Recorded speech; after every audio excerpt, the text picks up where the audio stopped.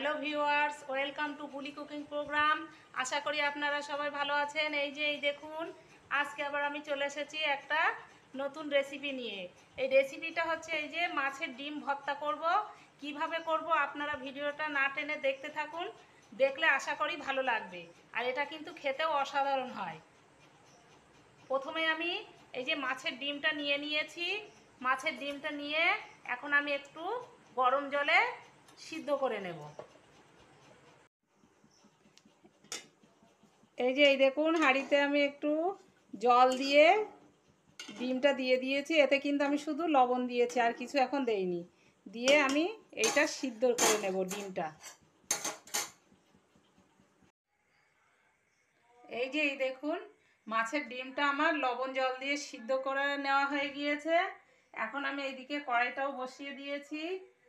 কড়াইতে এখন আমি এই যে একটু তেল দিয়ে দিচ্ছি। এখন কিন্তু আমি এই যে মাছের ডিমে একটু লেবু দিয়ে দিচ্ছি। লেবুর রস দিলে কি হয়, এই যে মাছের যে একটা আষ্টে গন্ধ থাকে, এই লেবুটা দিলে ওই আষ্টে গন্ধটা আর থাকে না। সেই জন্য আমি একটু লেবু দিয়ে দিলাম। লেবু দিয়ে এটা আমি একটু মাখিয়ে নিলাম।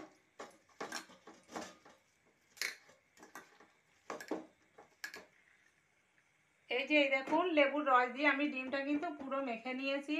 এখন এই যে কড়াইতে তেল দিয়ে দিয়েছি। তেল দিয়ে দুটো শুকনো লঙ্কা ফোড়ন দিয়েছি। দুটো শুকনো লঙ্কা দিয়েছি, একটু এই যে রসুন দিচ্ছি,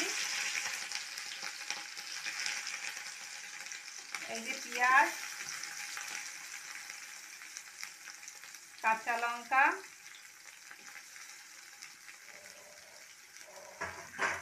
প্রথমে আমি এইগুলো ভালো করে ভেজে নেব লাল লাল করে।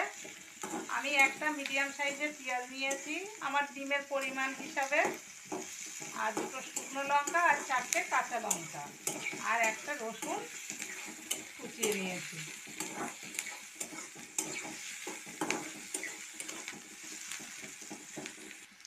পেঁয়াজগুলো আমার একটু ভাজা ভাজা হয়ে গিয়েছে। এখন আমি এই যে একটা টমেটো নিয়েছি, টমেটোটাও দিয়ে দিচ্ছি।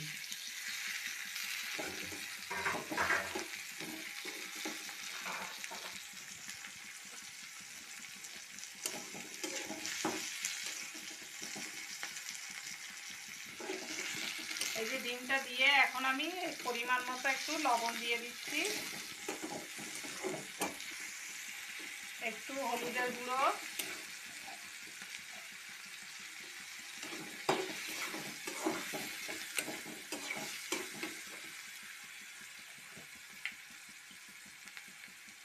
এক চামচ ধনের গুঁড়ো,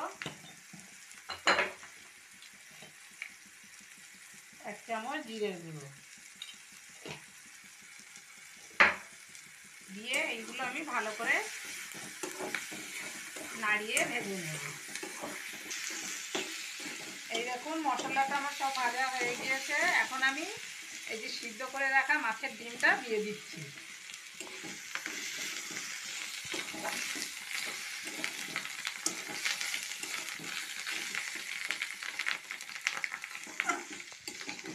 এই দেখুন, এইভাবে আমি এখন লো ফ্লেমে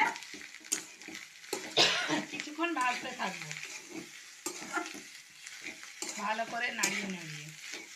নয়তো যদি লো ফ্লেমে না করা হয় তাহলে কিন্তু ডিমগুলো সব পুড়ে যাবে, আর খেতেও ভালো লাগবে না। আর এই লো ফ্লেমে আস্তে আস্তে করলে এটা পুড়বেও না, আর খেতেও অসাধারণ হয়। আর যারা মাছের ডিম ভর্তা খাননি, একবার আমি যেভাবে বানাচ্ছি এইভাবে বানিয়ে খেয়ে দেখবেন, খেতে কিন্তু অসাধারণ হয়, খুবই ভালো লাগে। এই রকম করে মাছের ডিম ভর্তা থাকলে ভাতে যদি এই মাছের ডিম ভর্তা থাকে তাহলে আর কিছুই লাগবে না, এই দিয়েই খাওয়া হয়ে যাবে। এই দেখুন, হয়ে গিয়েছে আমার মাছের ডিম ভর্তা। এখন আমি এটা নামিয়ে নেব। বাস হয়ে গেল এই যে আমার মাছের ডিমের ভর্তা। এই দেখুন, এটা দেখতে যতটা সুন্দর হয়েছে, খেতেও কিন্তু তেমন ভালো লাগে, খুবই খেতে টেস্টি হয়। এইভাবে একবার আপনারা আমি যেভাবে বানিয়েছি একবার বানিয়ে খেয়ে দেখবেন, খেতে কিন্তু খুবই ভালো লাগে। আর একটা কথা, আমার এই যে হচ্ছে 1000 সাবস্ক্রাইব পূরণ হয়েছে আপনাদের আশীর্বাদে ভালোবাসায়। হচ্ছে আমার 1000 সাবস্ক্রাইব পূর্ণ হয়েছে। আর আশা করি আপনারা সবাই আমার পাশে থাকবেন, এইভাবে আমার সাপোর্ট করবেন, করলে আমি তাহলে এগিয়ে যাব। আর যারা আমার পাশে আছেন, আমার সাপোর্ট করছেন, তাদের অশেষ ধন্যবাদ। আর এতক্ষণ ধরে যারা আমার এই ভিডিওটা দেখছেন তাদের জন্য অশেষ ধন্যবাদ।